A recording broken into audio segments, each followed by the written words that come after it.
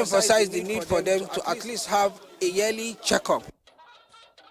2023 World Sight Day reiterates importance of regular and quality eye care. Adequate security is provided in Imo State.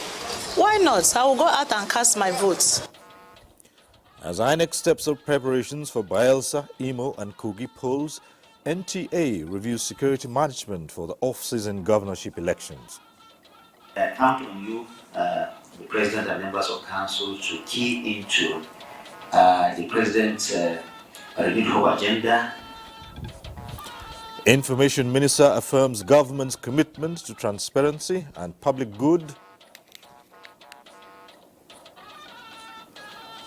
Also tonight, we get the latest on the prosecution of the arrested police constable accused of raping a minor. Hello, this is NTA Network News. I'm Cyril Stober in Abuja. Hingino John Adams will be joining us later tonight from Lagos. And remember, you can watch this news live on our website, www.nta.ng/live, and also some of our other social media platforms displayed on your screen. President Bola Tinubu has approved more than 260 road interventions across the 36 states of the Federation and the FCT. Works Minister David Umahi revealed this in an interview with NTA after an audience with the President at the State House. Correspondent Musbaud Wahab tells us more. One-on-one meetings with ministers dominated the President's schedule for the day, and the meetings have been purposeful as very effective. The next big deal was to come from the Ministry of Works. Over 260 routes. The rains are almost over for the season, but not without leaving many federal roads devastated. I have about 17 points along East West Road that have been destroyed by flood. Mr. President has approved and released money for the immediate repairs. The President has also approved the resurfacing of the third mainland bridge, construction of Lekki Deep Sea Port Road, reconstruction of 2 collapsed bridges in Enugu, and reconstruction of 2 locations on Onitsha-Owerri Road. The emergency roads repairs will go up about 217 billion naira. Other roads approved for construction include the upgrading of the ongoing Abuja-Kefia-Kwanga Lafia Road and dualization of the Lafia Bypass. And of course, the construction of, Lafia Bypass dualization, from Makurdi through Oturupo, through Obolafo, down to 9th Mile. It's a major one. Mr. President has approved it. Again, it's being financed by China Exim Bank. The Lafia Kefi is also financed by, China Exim Bank. The process for the road projects begins immediately. We are doing these designs and we are doing the procurement and selecting contractors to do this. We're calling some contractors that have existence projects within these locations. Getting selective tendering, from the approval of BPP, and these are the procedures. So I'm very sure that with the onset of dry season, from November, this work will get started, and we're going to put a lot of pressure on them for them to complete the works. FCT Minister Nyesom Wike, his counterpart in industry, trade and investment, Doris Anite, also had their separate times with the President. From the State House, Musbau and Wahab, NTA News. The Senate has acknowledged receipt of President Bola Tinubu's request seeking confirmation of Olayinka Oladunjoye as the Federal Commissioner representing Lagos State in the National Population Commission. National Assembly correspondent Lami Ali reports. Of movement from the Young Progressives Party, the YPP, announcement of the defection of Senator Ifeanyi Ubah to the APC by President of the Senate Godswill Akpabio as the commencement of plenary Thursday. I have therefore resolved to move from the Young Progressives Party, YPP, to the most important party in Africa, the All Progressives Congress. And after thorough evaluation of the political landscape in Nigeria, particularly the good works being done by the All Progressive Congress since the emergence of Asiwaju Bola Ahmed Tinubu as President Commander-in-Chief in Nigeria, I have come to the realization and conclusion that the All Progressive Congress is better suited to champion the ideals and principles that I hold very dear. Senator Ifeanyi Ubah in the letter said his defection was due to irreconcilable differences. I've taken a decision that will better my constituency, which is paramount to me, and at the same time to contribute my quota to the national development. By this defection, the number of APC senators in the Red Chamber has climbed from 59 to 60, leaving YPP with none. Meanwhile, President Tinubu has communicated the Senate seeking confirmation of Mrs. Olayinka Oladunjoyi as Federal Commissioner representing Lagos State in the National Population Commission. All items listed on the other paper for consideration were thereafter stepped down and plenary adjourned as Senate mourns the death of a member of the House of Representatives, Abdul Qadir Jilani, representing Isa Sabon Birni Federal Constituency of Sokoto State, from the National Assembly, Lami Ali. Well, today at the House of Representatives, two consolidated bills to amend the Armed Forces Act to provide for the appointment of service chiefs have passed second reading. National Assembly correspondent Mitaire Ikpen reports that the bills are jointly sponsored by Deputy Speaker Benjamin Kalu and 6 other lawmakers. Representative Jonathan Gaza led the debate on 2 bills to amend the Armed Forces Act. To increase the retirement age for army officers, considering the amount of investment made into them, to 65 years and 40 years having been in the service. Bill is referred to Committee on Defense. At the Committee of the Whole, the House considered a bill for an act to establish the administration of Criminal Justice Monitoring Council. This bill tries to ensure that there will be efficient management of the criminal justice institution, speedy dispensation of justice. A motion to investigate alleged victimization and maltreatment of Nigerians in Addis Ababa, Ethiopia, was adopted. Lawmakers frowned at abuse of traffic regulations in the nation's capital. The greatest violators of the traffic control light signals are so-called VIP vehicles, bullion vans, motorcyclists, dispatch riders. We urge the Road Safety Commission to exercise their powers and arrest and prosecute persons who run against traffic light signals and violate other road traffic regulations. In commemoration of the 2023 International Day of the Girl Child, the House called for deliberate investments on the future of the girl child. We urge the Federal Ministry of Education to drastically reduce and eradicate the number of out-of-school children by ensuring compulsory free education for girls across the country in primary and secondary schools. This is a girl child supporting Parliament, and that is impressive. From the National Assembly, Mitaire Ikpen, NTA News. As the world commemorates the 2023 World Sight Day, calls have been made for more advocacy and awareness on blindness and vision impairment. Haruna Mohammed reports that this year's commemoration focuses on the importance of eye care, with hundreds of people in Kaduna State benefiting from a free eye care mission. The world's population is aging and people are living longer, but blindness from chronic condition is also rising as the 2023 World Sight Day seeks to opine advocacy for quality eye care service across the globe. With the theme, your walk, your eye, the eye is undoubtedly the most sensitive part of the human body, as it enables us to perform various tasks. Hence, this free eye screening, treatment and glass distribution by the National Eye Center, Kaduna. Dawa Abubakar, Kazim Badaru and Timitokwe Ibrahim are among automobile technicians who benefit from the gesture. They check my eye, they give me my glasses, then they give me the advice. With this, I'm very, very happy. I have my drugs.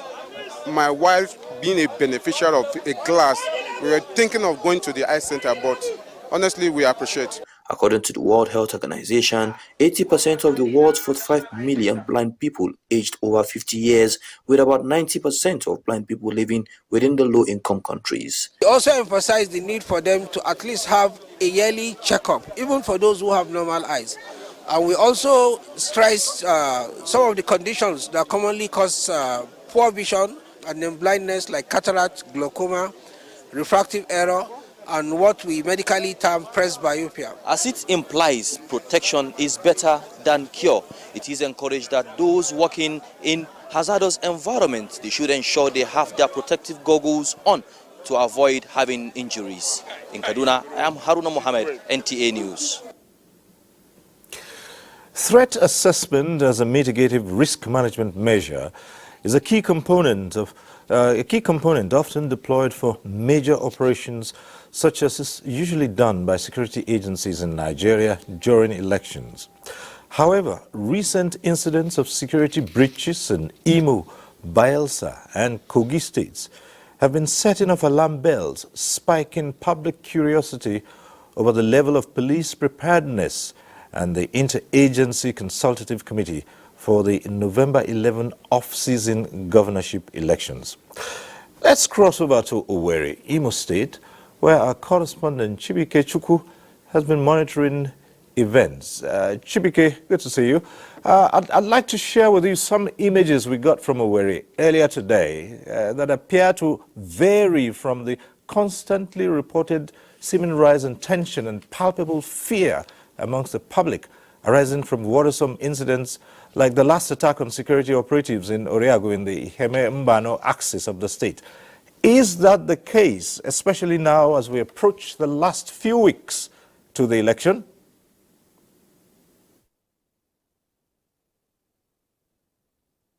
Since the incident that happened at Oriago in the Iheme-Mbano local government area of the state, there has not been such incident again. This is as a result of the manning of various flashpoints in the state by security agencies and the deployment of intelligent officers of these security agencies to the 27 local government areas of the state. Cyril, earlier today I spoke with the police public relations officer of the Imo State Police Command, Henry Okoye. Can you play to our audience the views of the Nigerian police in providing security for the conduct of the November 11th governorship election in the state? To cast their ballot without any form of fear. We have dominated the entire security space. Our detectives of the State Intelligence Bureau is working with the DSS, and they have been deployed across the 27 local government areas of Imo State to assure Imolites of the command's unwavering commitment to providing maximum safety and security for all and sundry in this state during and after the upcoming gubernatorial election.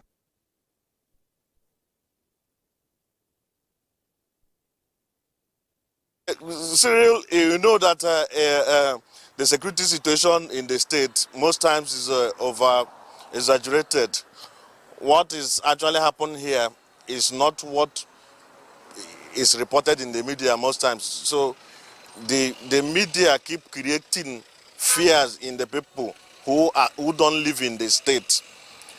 But right here in Imo State, the security agencies seems to be on top of the situation, especially now that we're... Okay, right. Chibike, apart from the integrity of the electoral process itself, insecurity could no doubt be a threat to the huge turnout of eligible voters in Imo State.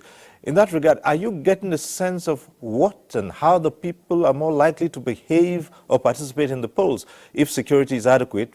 You know, we're looking at we're looking at so many registered voters here.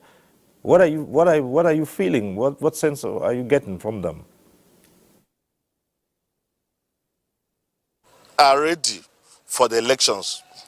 the people are mobilized, provided there is assurances from the security agencies in the state that their safety will be guaranteed during and after the polls. And earlier today also, I spoke with some of them in town. Can you please share their views with our audience? Security is provided in Imo State. Why not? I will go out and cast my vote. Every voter is worried about his safety before voting, during voting, and also after voting. Whether provided or not provided, but I will have to exercise my franchise. If security is provided, I and my friends will go and cast our vote.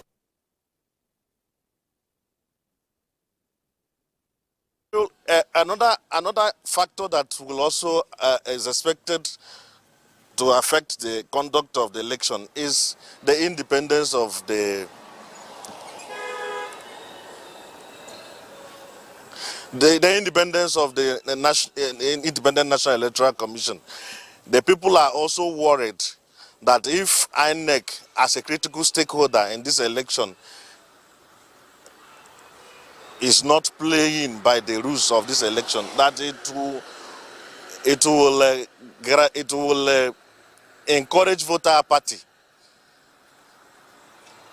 Thank you very much for that update. We'll keep our fingers crossed, and with the reassuring words from the security agencies, we'll see how it goes. Thank you, Chibike.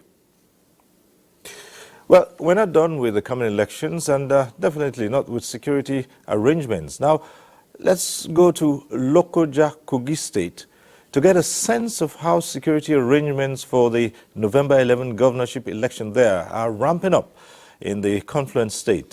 Solomon Ayedeni is our man on the ground in Lokoja, and he joins me now. Solomon, if you're right there. Yes. Tell us, how are you getting information on security preparations ahead of the governorship election there in Kogi State, and what exactly are they saying? Good evening, Nigerians, and welcome to Lokoja. I am Solomon Ayedehi.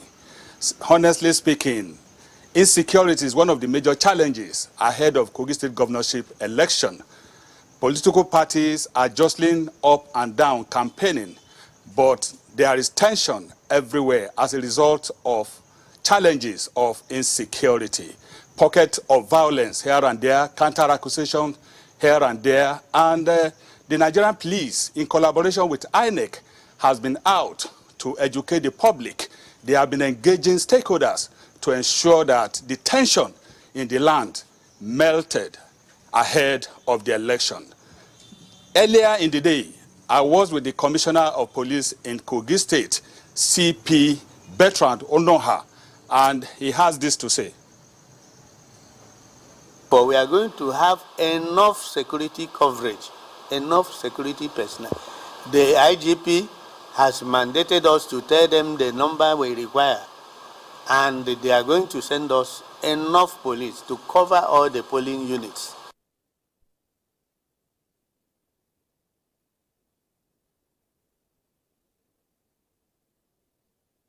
Assurance is impacting the public in terms of anticipated participation.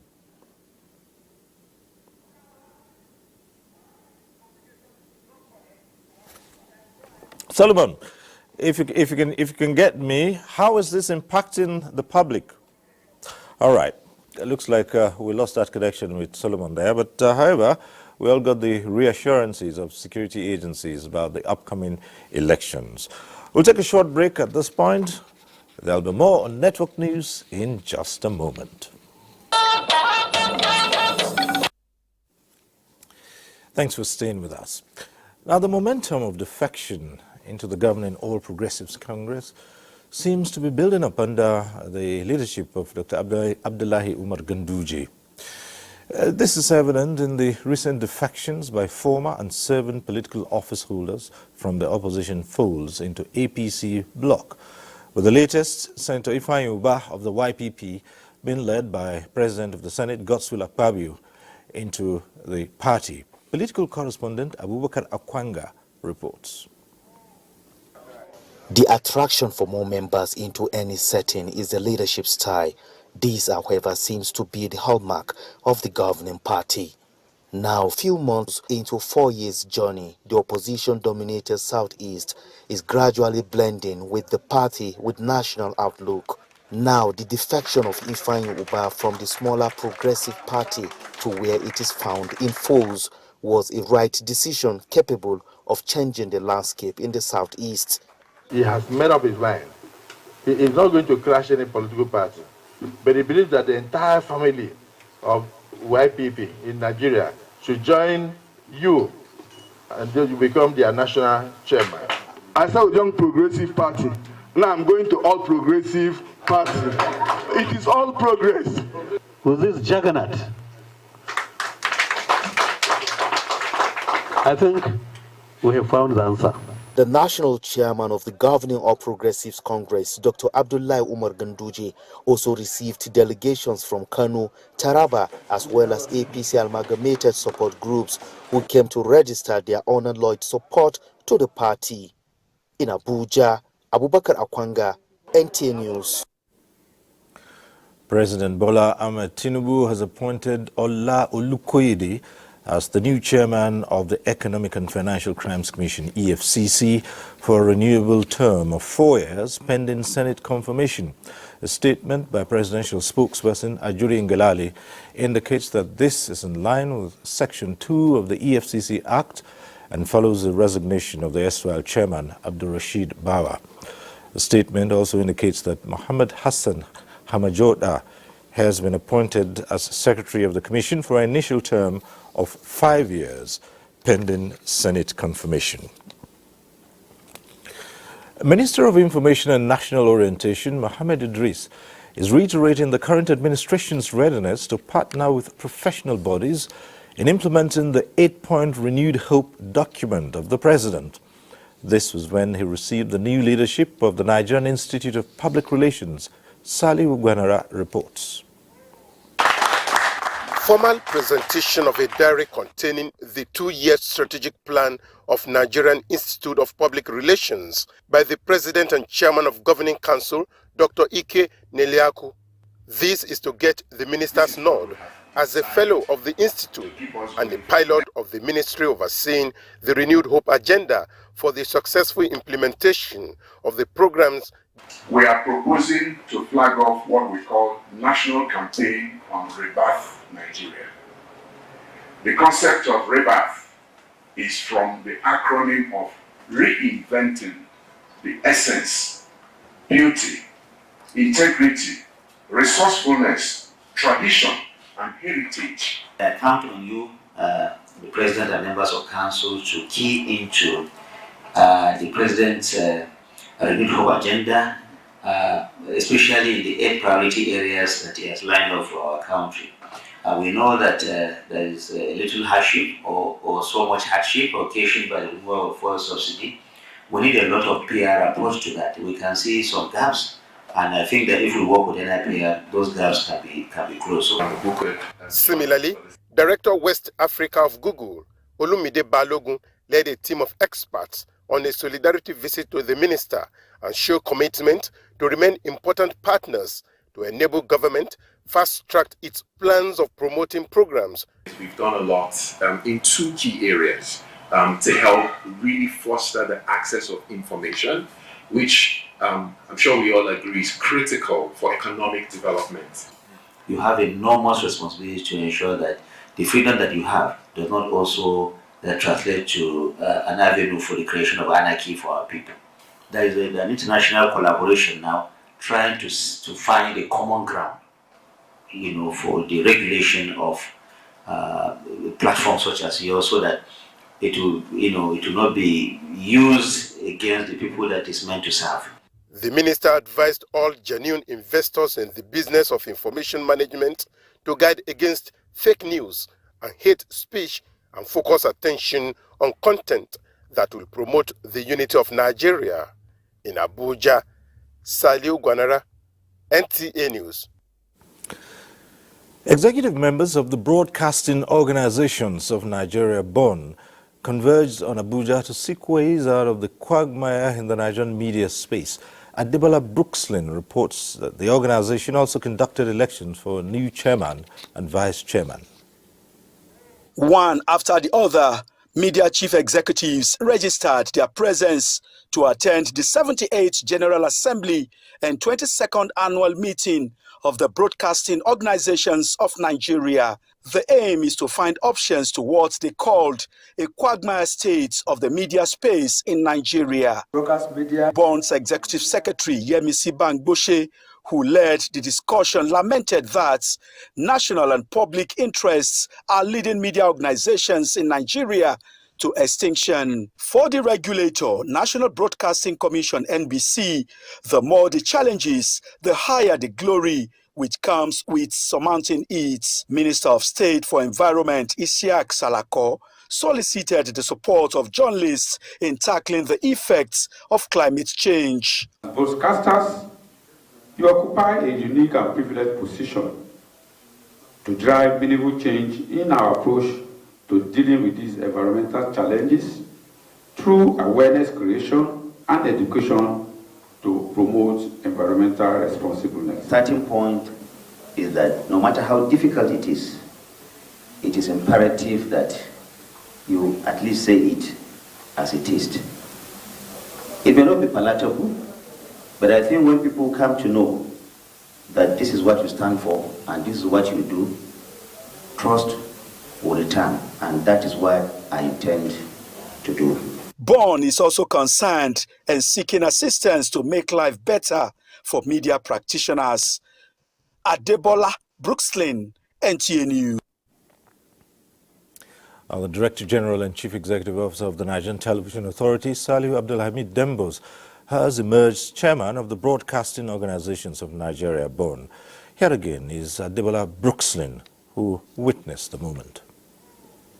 It was a convergence of who is who in the media industry in Nigeria, and also a large turnout of management staff of the NTA, as the authority's Director General signified interest for the leadership of the Broadcasting Organizations of Nigeria, BON. Longest-serving chairman of the organization, Abubakar Jijiwa, was the returning officer for the election. So is it the desire and decision of all members to vote for Saliu Abdulhamid Dembos as the next chairman of BON? Those who support say aye.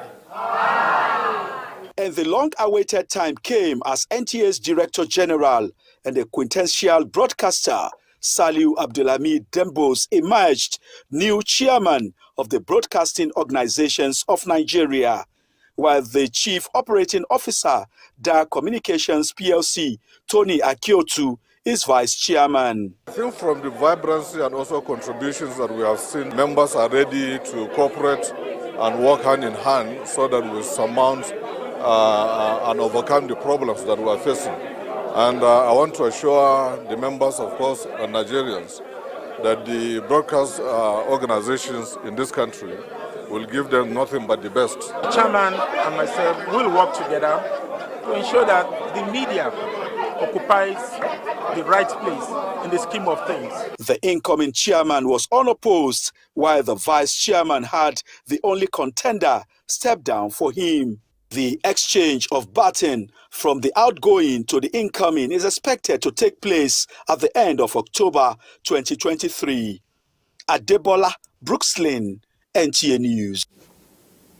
Well, it's congratulations to both gentlemen. Within the realm of security, the last we heard of the accused police constable who allegedly raped a 16-year-old girl detained overnight in a police station in the Konshisha local government area of Benue State was his arrest and subsequent processing for prosecution. Now, while that may seem like progress, questions abound on the rationale for arresting a minor and the vulnerability of detaining a minor who's either accused or suspected of committing a criminal act like defamation. But first, let's get the latest on the prosecution of the arrested constable and the strength of the case of rape brought against him. Police Public Relations Officer, Superintendent of Police Anene Sewese, Catherine joins us tonight from Makudi. Thanks for joining us. Right, now, what's the latest on the prosecution of Constable Belasa Iyangedwe? And is the Police Service Commission involved in the matter already, saying that this is also a case that involves outright dismissal? Good evening and welcome to Benue State. This incident took place on the 15th of August.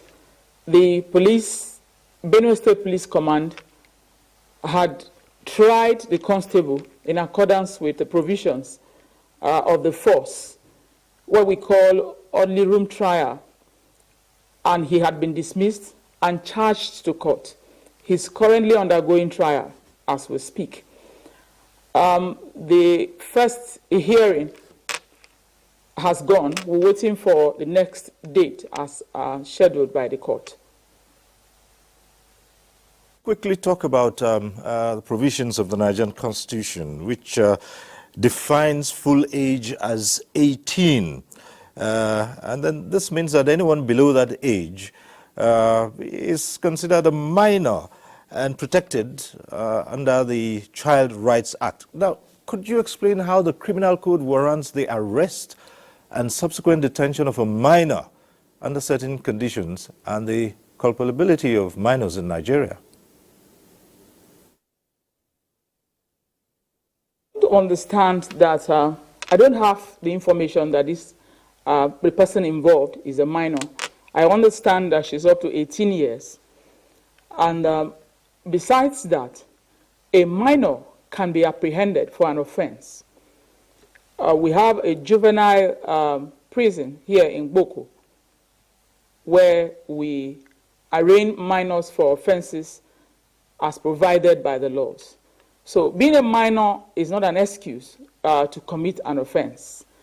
Minors can be apprehended for offenses committed by the minors. But handling such minors is different from handling an adult.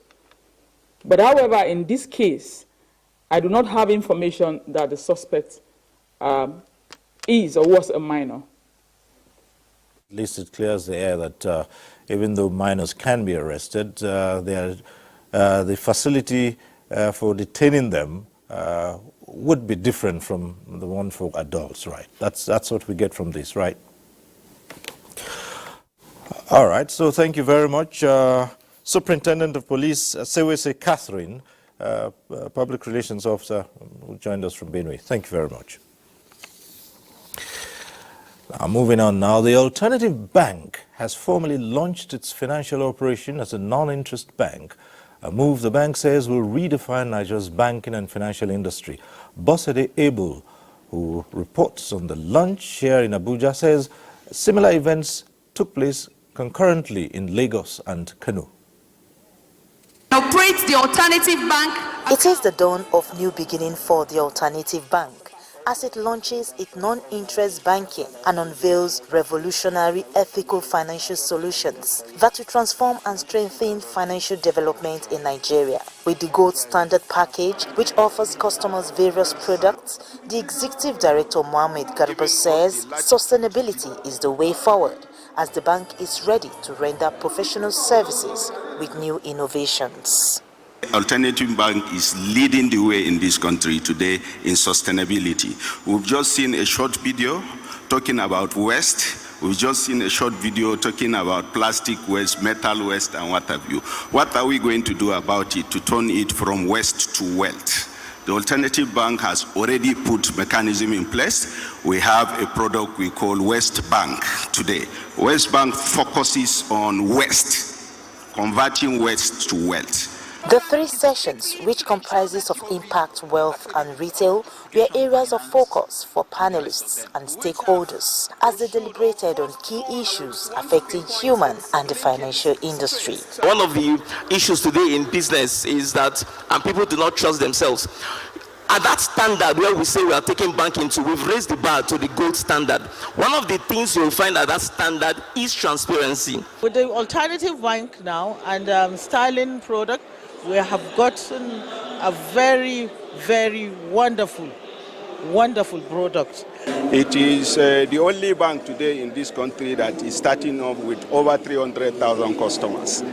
The Alternative Bank says it will focus on building partnerships that connect individuals and businesses, leveraging technology to create business optimization while solving an individual's daily financial needs. In Abuja, Bosede Ebo, NTA News. China has expressed readiness to partner with Nigeria in the mining sector for the socio-economic prosperity and mutual benefit of both countries. President Ganfeng Lithium Industry Pan Wei-kwan stated this during the foundation stone laying ceremony of the industry in Endo, Nasarawa's local government area in Nasarawa State. Blessing Mfulani reports. $250 million project, according to President Ganfeng Lithium Industry, Mr. Pan Wei-kwan, will provide over 3,000 employment opportunities for Nigerians, enhance productivity, as well as improve the livelihood of the host community. After the completion of the factory, it is of great significance and far-reaching influences to the development of the entire market, infrastructure construction, the expansion of industrial chain, and pass skills to the young people.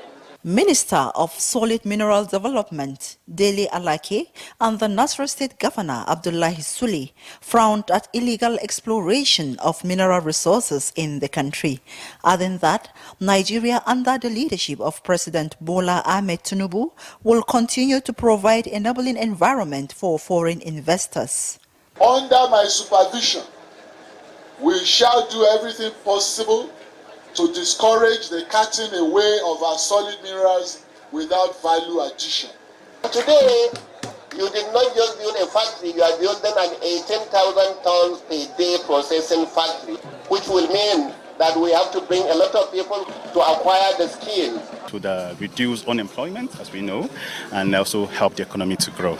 Welfares are being secured from the NHIS to the HMO to everything that a proper Nigerian industrial staff should have. When completed in 2 years, Ganfeng Lithium Industry is estimated to process 18,000 tons daily. From Endo community of Nasarawa local government area of Nasarawa State, Blessing Mfulani, NTA News. Time now to go over to Hingino. John Adams in Lagos for more news on NTA. Hingino. Thank you, Cyril. Traders of the Ladipo Auto Spare Parts Market in Lagos have appealed to the Lagos State government to look into their plight and reopen the closed market. They made the plea while speaking with Lanre Bileyu, who visited the market for a situation report. The Lagos State Safety Commission was also there on an inspection tour.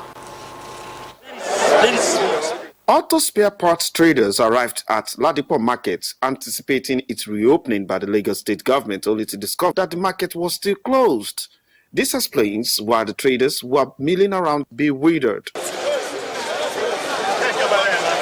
Speaking behind camera, the Lagos State Safety Commission said reopening of closed markets is a process that involves all established requirements to be met. Ladipo market leaders engaged the State Safety Commission by showing them their level of compliance. So I'm appealing to Lagos State government to come to our aid.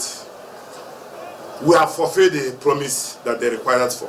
We are law-abiding citizens here in Ladipo markets. We are pleading that they should come to our aid and open our market. We have called all the traders. That's what they call market policy, and they tell us to have what they call bin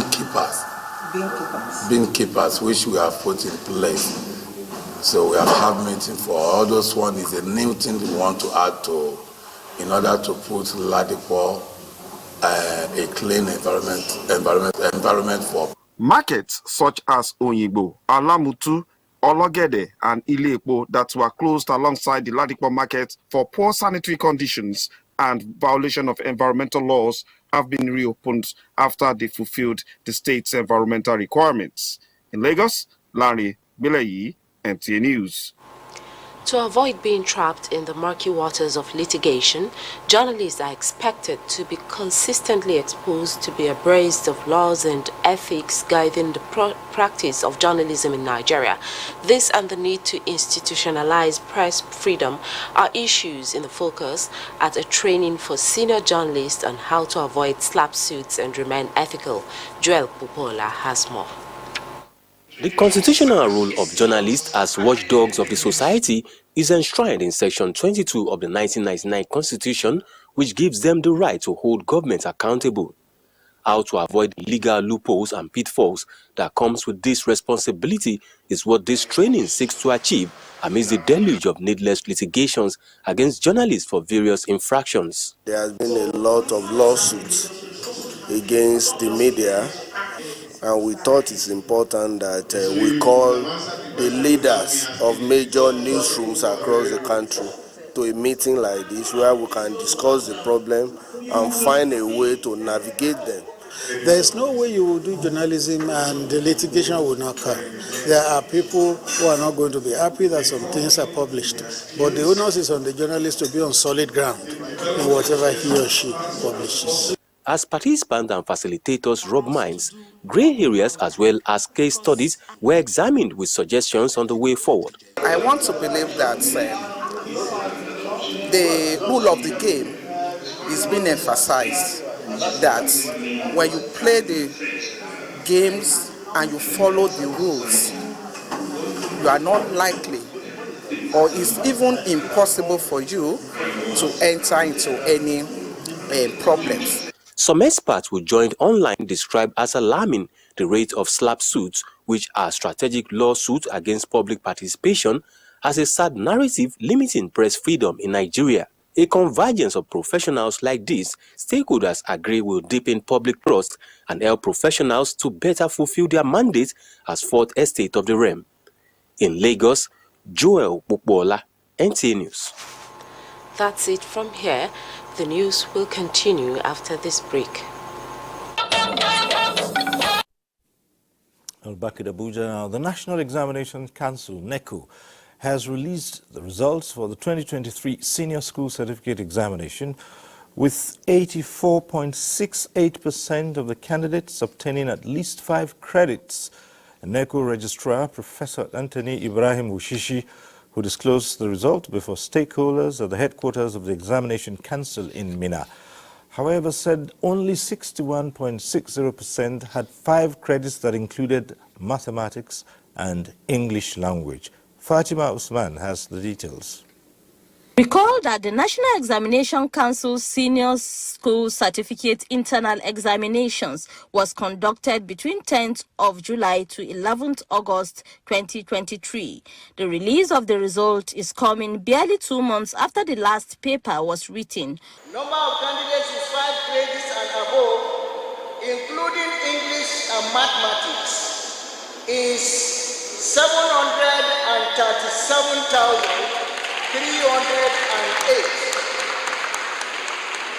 This represents 61.60%. Number of candidates with 5 credits and above, irrespective of English and mathematics, is 1,013,611, representing 84.68%. 95 schools have been blacklisted for involvement in examination malpractices and will face the council for questioning, while 52 supervisors are being sanctioned for aiding and abetting examination malpractices. In Minna, I am Fatima Usman, NTA News. Leadership and attitude were main issues at a conversation organized by the University of Abuja Young Leaders Clinic 2023. Abdullahi Musa Suleja reports. The University of Abuja Leadership Center is concerned about molding the younger generation to become good leaders. To this end, a clinic is organized for secondary and the university students every year, where Nigerians that have served in leadership in various sectors interfaced with them. If you have first class and you are not able to work with anybody, you are your own. Character is key to leadership. If people know that they can separate you from your word, if you say A, you mean Z. If you say good morning, it is good night. You can't be an effective leader, even if you are occupying a leadership position. We believe that when we train you, we will consciously develop in you great leaders for Nigeria. That Nigeria will be lucky to have this problem of leadership eliminated. It is the desire of the university to produce young leaders through the clinic, noting that Nigeria's education curriculum, to some extent, does not critically teach leadership skills. Abdullahi Musa Suleja, NTA News. Time for another quick break. That concludes Network News tonight. Well, thank you for watching. I'm Cyril Stober. Good night.